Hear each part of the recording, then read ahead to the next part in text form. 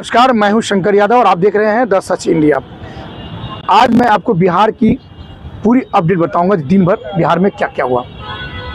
विधानसभा चुनाव की तारीखों का ऐलान हो चुका है। बिहार में विधानसभा चुनाव 2 चरणों में होना है, लेकिन इस दौरान आज विपक्ष के नेता तेजस्वी यादव, लालू यादव एवं राबड़ी देवी जो पूर्व की बिहार की मुख्यमंत्री रही हैं, तीनों पर IRCTC मामले में उन्हें अदालत में पेश होना था। अदालत ने तीनों पर आरोप तय कर दिया, यानी कि आरोप बनाया गया है। तीनों पर अब मुकदमा चलेगा।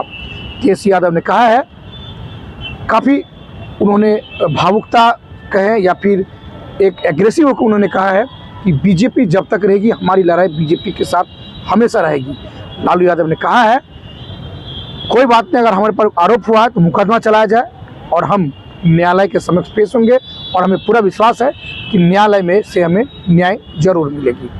दूसरी तरफ मैं आपको बता दूं, महागठबंधन एवं NDA गठबंधन में अब भी कहीं ना कहीं सीटों बंटवारे को लेकर के पेच फंसी हुई है।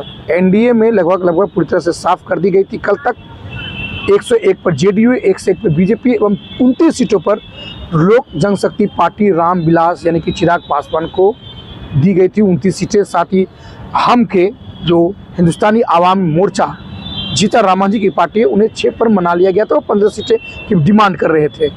साथ ही RLM राष्ट्रीय लोकतांत्रिक मोर्चा उपेंद्र कुशवाहा को 6 सीटों पर संतोष करना पड़ा है। मैं आपको बता दूं कि आज संयुक्त प्रेस कॉन्फ्रेंस होना था JDU एवं BJP की, जिसे कैंसिल कर दी गई और ये अब कल की बात की जा रही है कि कल प्रेस कॉन्फ्रेंस होगी, जिसमें बताएंगे कि कौन सी सीट BJP के खाते में गई है, कौन सी सीट JDU के खाते में गई है, कौन सी सीट चिराग पासवान और कौन सी सीटें मांझी एवं RLM की सीटें उनके खाते में गई है। कल इनकी औपचारिक घोषणा होनी थी, आज होनी थी, लेकिन वो कल की जाएगी।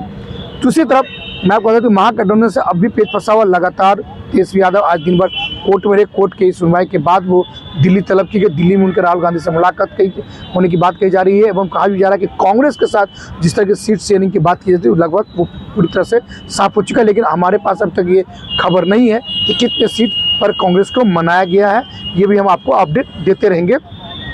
VIP की सहनी जो कि लगातार ये कह रहे थे कि हम डिप्टी CM की मांग कर रहे थे, तेजस्वी यादव ने सीधे खारिज कर दिया। डिप्टी CM की बात कहीं भी स्पष्ट नहीं कि उन्होंने सरकार बनती है, उसके बाद देखा जाएगा कि कौन डिप्टी CM बनेंगे।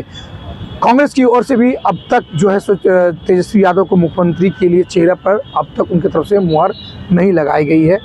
तो आज 5वां दिन है और महज आज 13 तारीख हो गया और 17 तारीख तक पहले प्रथम फेज का नामांकन का समय होगा। 20 तारीख तक जो है नामांकन दूसरे फेज का होना है। फिर दीपावली शुरू हो जाएगी। बिहार में लोक आस्था का छठ महापर्व, उसका भी अलग ही महत्व है। तो ऐसे में कैंडिडेट्स जो हैं उनमें काफ़ी बेचैनियाँ हैं। लोग लगातार डेरा डाले हुए हैं बिहार के पटना में और सभी दलों के नेता यहाँ पर टिके हुए हैं, क्योंकि अब तक जो है किसी को भी टिकट नहीं मिला है। उनके जो कार्यकर्ता हों या फिर अन्य जन मानस हो, सब में अब तक ये एक जानकारी लेने की लोगों में उत्सुकता है कि कौन से अपने संसदीय अपने विधायक की सीट से विधानसभा सीट से किन्हें टिकट दिया जा रहा है। ये कई चीज़ें रही हैं आज दिन भर। दूसरी तरफ मैं आपको बता दूं कि जनसुराज पार्टी जिन्होंने 51 सीटों के उम्मीदवारों के प्रत्याशी 2 दिन पूर्व में घोषणा की थी, आज जनसुराज ने 65 सीटों की घोषणा कर दी है, जिसमें उन्होंने अति पिछड़ा जाति के ज़्यादा उम्मीदवारों को उन्होंने उतारा है चुनावी मैदान में, ताकि अति पिछड़ा जो बिहार में जनसंख्या है उस पर उन्होंने सीधी तौर से निशाना साधा है, अति पिछड़ा का वोट बैंक शिफ्ट करने के लिए। तो अब देखना होगा कि जनसुराज लगभग अपने कैंडिडेट्स की लिस्ट तो निकाल रही है, लेकिन NDA एवं इंडिया गठबंधन में अब भी किसी को भी टिकट नहीं दिया गया है।